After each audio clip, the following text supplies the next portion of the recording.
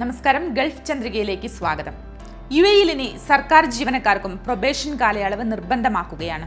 Under secretary, director general റാങ്കിൽ നിയമിതരാകുന്നവരൊഴികെ എല്ലാ സർക്കാർ ജീവനക്കാർക്കും പ്രൊബേഷൻ നിർബന്ധമാകുകയാണ്. കഴിഞ്ഞ ദിവസം പുറത്തിറക്കിയ ഏകീകൃത തൊഴിൽ നിയമപ്രകാരം പ്രൊബേഷൻ കാലയളവ് 6 മാസമായിരിക്കും. പ്രകടനം മെച്ചപ്പെടുത്തിയിട്ടില്ലെങ്കിൽ പ്രൊബേഷൻ കാലയളവ് നീട്ടാവുന്നതാണ്.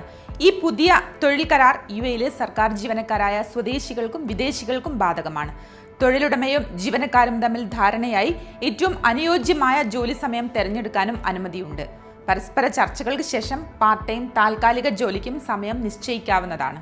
മറ്റൊരു പ്രധാന വാർത്ത, പൊതുമാപ്പിൽ കുറെ കൂടി വ്യക്തത വരുന്ന ചില കാര്യങ്ങൾ കൂടിയുണ്ട് എന്നുള്ളതാണ്. തൊഴിലിടങ്ങളിൽ പണിമുടക്കിയതുമായി ബന്ധപ്പെട്ട പരാതി നിലനിൽക്കുന്ന തൊഴിലാളികൾക്കും പൊതുമാപ്പിൽ രേഖകൾ നിയമാനുസൃതമാക്കാം. സ്വകാര്യ മേഖലയിലെ സ്ഥാപനങ്ങളിൽ ജോലി ചെയ്യുന്നവർക്ക് മാത്രമല്ല, ഗാർഹിക വിസയിലുള്ളവർക്കെതിരെയുള്ള പരാതിയും പൊതുമാപ്പ് കാലത്ത് പരിഹരിക്കാം. വിസ കാലാവധി തീരുകയും മന്ത്രാലയം നൽകിയ വർക്ക് പെർമിറ്റ് റദ്ദാക്കാതെയും കഴിയുന്ന എല്ലാവർക്കും താമസ തൊഴിൽ രേഖകൾ കുറ്റമറ്റതാക്കാനുള്ള അവസരമാണ് പൊതുമാപ്പെന്നും മാനവ വിഭവശേഷി സ്വദേശിവൽക്കരണ മന്ത്രാലയം അറിയിച്ചിട്ടുണ്ട്. ഇനി ജോലിയിൽ ഹാജരാകുന്നില്ലെന്ന പരാതി നിലനിൽക്കുന്ന തൊഴിലാളികൾക്കും ഈ അവസരത്തിൽ അവർക്കെതിരായ പരാതി പരിഹരിക്കാവുന്നതാണ്. കൂടാതെ പുതുക്കിയതുമായ വർക്ക് പെർമിറ്റ് നൽകുക, വർക്ക് പെർമിറ്റ് റദ്ദാക്കുക, തൊഴിലുടമകൾ നൽകിയ പരാതികൾ പരിശോധിച്ച് പരിഹാരം നിർദ്ദേശിക്കുക തുടങ്ങിയ സേവനങ്ങളെല്ലാം പൊതുമാപ്പിനോടനുബന്ധിച്ച് നൽകി വരുന്നുണ്ട്.